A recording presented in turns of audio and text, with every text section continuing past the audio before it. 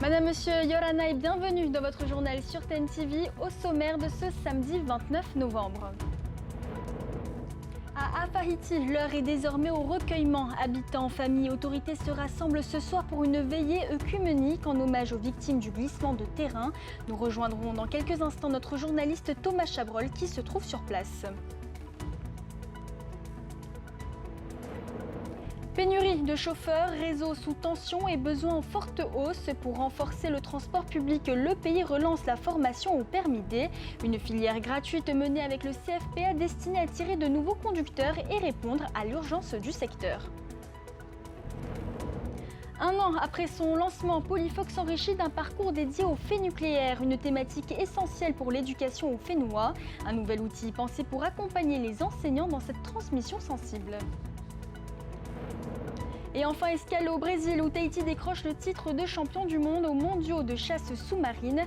2 titres individuels, une victoire par équipe et des haïtos qui font rayonner le Fénois.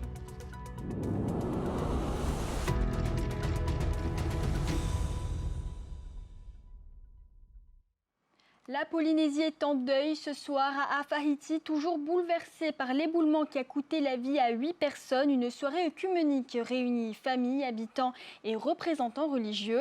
Un temps de recueillement pour rendre hommage aux victimes et accompagner leurs proches. Sur place, notre journaliste Thomas Chabrol. Thomas, bonsoir. On imagine que ce rassemblement est placé sous le signe de l'unité. Bonsoir Mika, en effet, c'est un espace de recueillement qui s'est mis en place ici ce soir sous le chapiteau de l'IGSPF ici à Puéou. Il est organisé bien sûr en hommage aux familles endeuillées par la tragédie de Afahiti et puis les 8 victimes malheureusement qui ont perdu la vie lors de ce drame. Alors ce soir l'émotion elle reste très forte pour accompagner les familles. Le rassemblement débute seulement là depuis à peine quelques minutes. Ce rassemblement est réuni, vous l'avez dit, les autorités du pays, de l'État, les secouristes, les familles, et puis la population aussi qui est là, et puis bien sûr les confessions religieuses.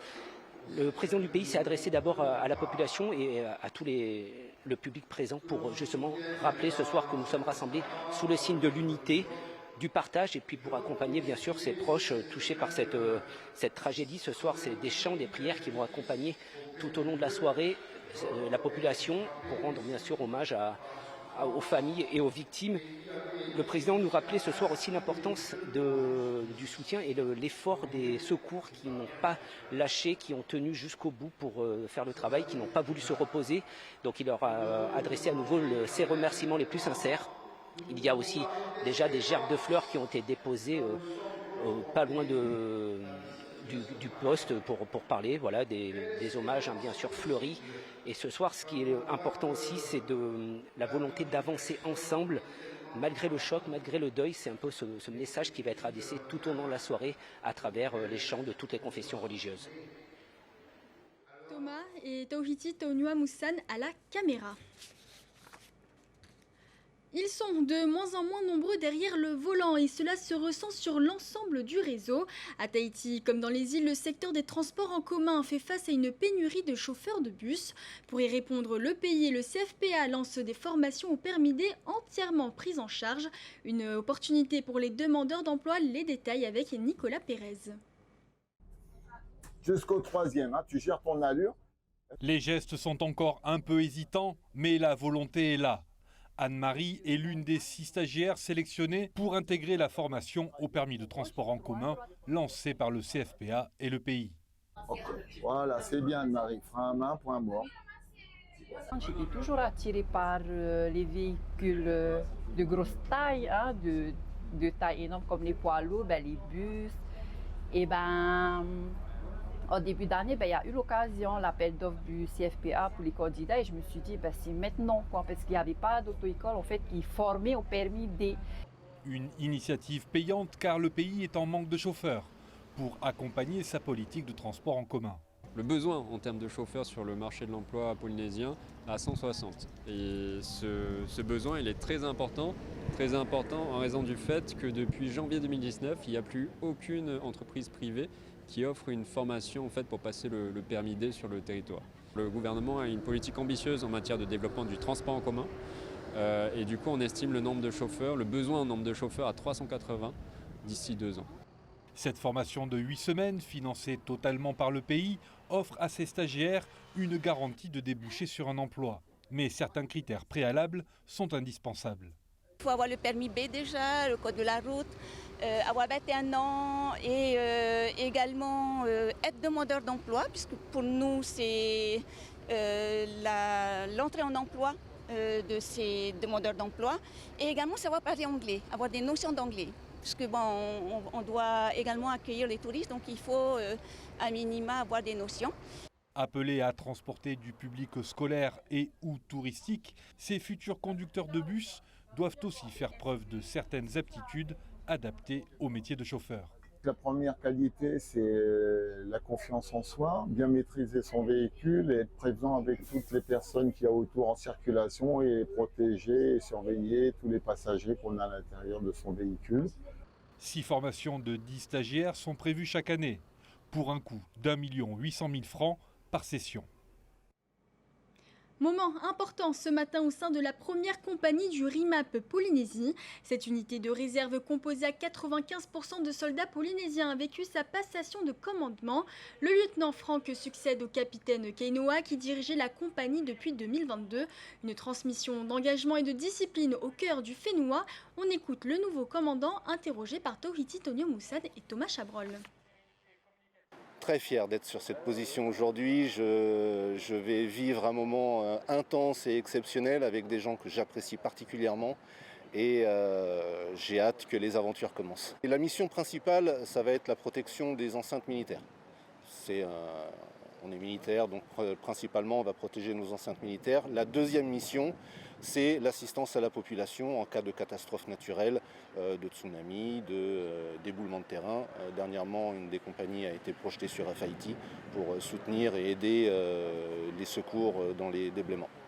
La priorité restera d'avoir une cohésion au sein de l'unité et de pouvoir servir le Fénois de manière optimale.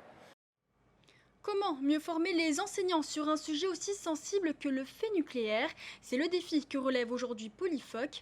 La plateforme de l'INSPE s'enrichit d'un parcours entièrement dédié conçu pour offrir aux professionnels de l'éducation des outils ancrés dans l'histoire et les réalités du Fénois. Les précisions avec Sophie Guébel. Il y a la situation de référence, le vécu professionnel. Du contenu contextualisé, des ressources adaptées à nos îles. C'est ce que propose aux enseignants du Fénois la plateforme Polyfoc, lancée en juin 2024. Il existe une plateforme nationale qui s'appelle Néopass Action, où il y a des situations en classe en métropole. Donc en France, ils ont été filmés en classe et il y a ces interactions. Et souvent, quand on présentait ces situations aux étudiants ou aux formés d'ici, ils ne se reconnaissaient pas forcément dans la plateforme, dans cette plateforme-là. Donc nous, on s'est dit qu'on allait essayer de produire ces ressources locales. Tereitua et Anita font partie de ce groupe de travail d'une quinzaine d'enseignants et de formateurs à l'origine de la plateforme. Pour se rendre compte des spécificités locales, ils filment le quotidien des salles de classe.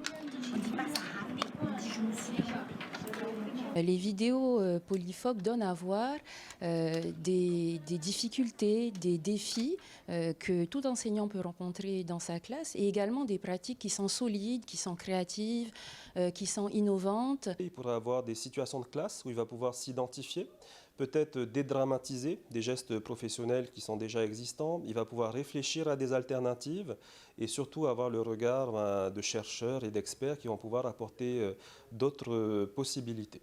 Enseigner les langues, faire face aux incidents, travailler en autonomie, autant de défis pour les enseignants qui sont abordés sur la plateforme. Hier, Polyfoc a lancé officiellement le parcours consacré à l'enseignement du fait nucléaire. Les thématiques, comme par exemple celle du fait nucléaire, émanent directement des dilemmes professionnels, des défis que nos enseignants rencontrent. Donc c'est un sujet qui est apparu naturellement. Et puis donc nous, l'objectif du groupe de Polyfoc, c'est de capter ces situations, d'en faire des ressources pour la formation.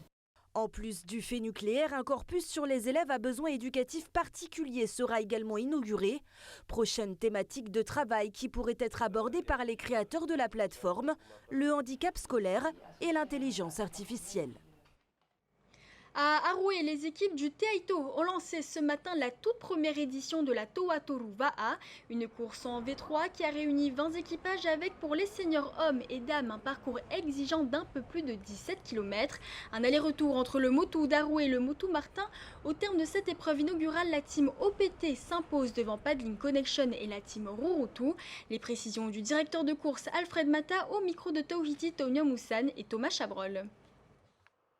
Aujourd'hui, on a la possibilité d'accueillir des grandes équipes, voire même des petites équipes. Et l'objectif, c'est d'intégrer cette catégorie dans les quartiers également, les entreprises, y compris donc nos champions, nos meilleurs équipages. Teaito a l'habitude donc d'organiser les courses V1.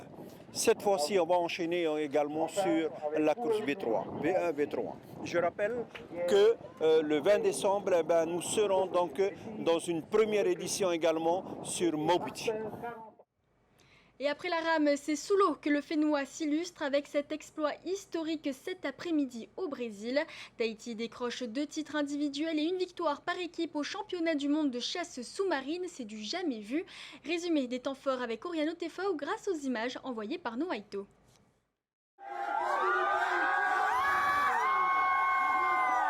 La sélection tahitienne exulte, crie en brassade, émotion, la joie est immense. Tahiti vient de signer l'un des plus grands exploits de son histoire en chasse sous-marine. La veille, le temps était déjà donné, Teina Orf avait ramené une prise solide, un Sororoka d'1,2 kg qui plaçait le Fénois parmi les favoris. Aujourd'hui, tout s'est aligné, lecture des fonds, précision, endurance, les Tahitiens ont dominé.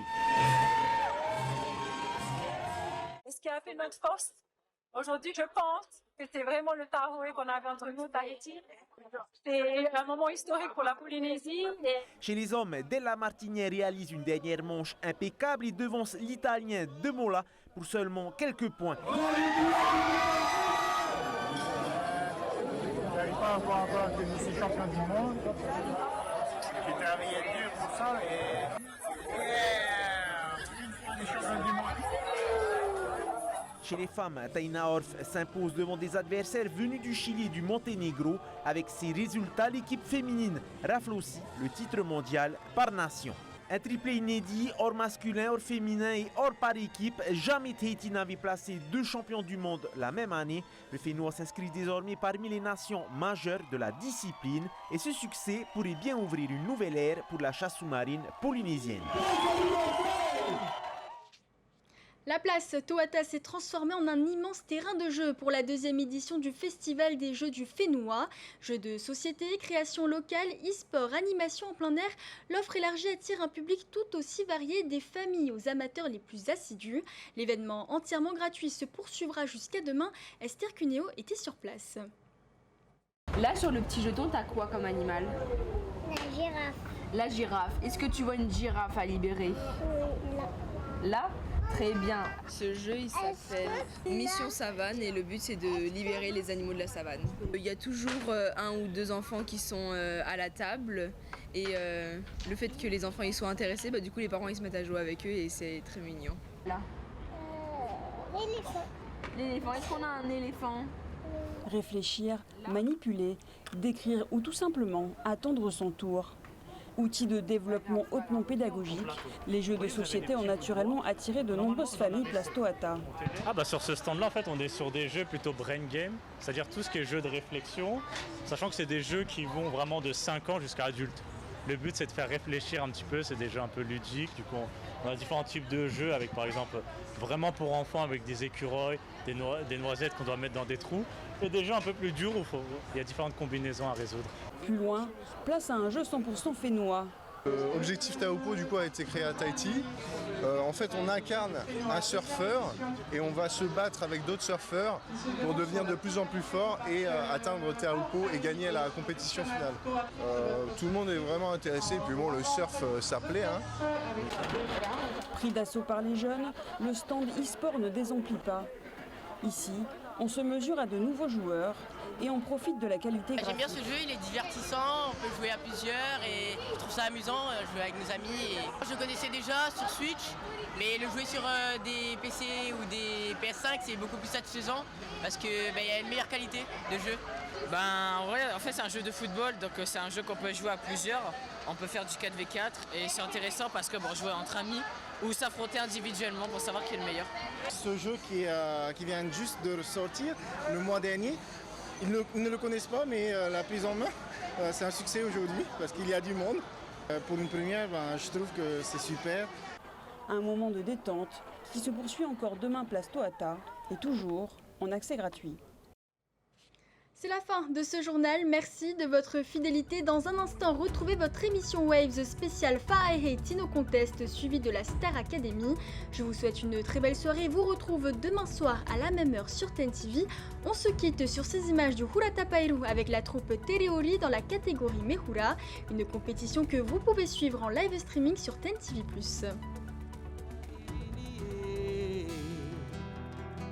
E tano toma tai ahi ohia atune tahi ia oe te he una o te pua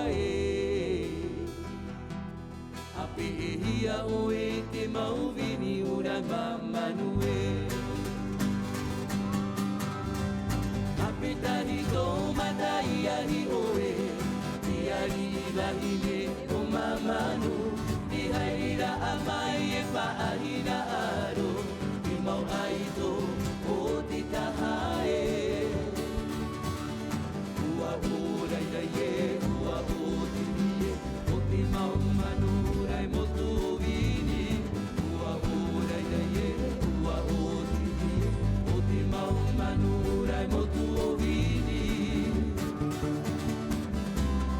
O te haamaha I tora tohi ai pahe Aho ia tuai dorato Taura ama Apitahi tō mata ia I oe Ia I wahine o mamana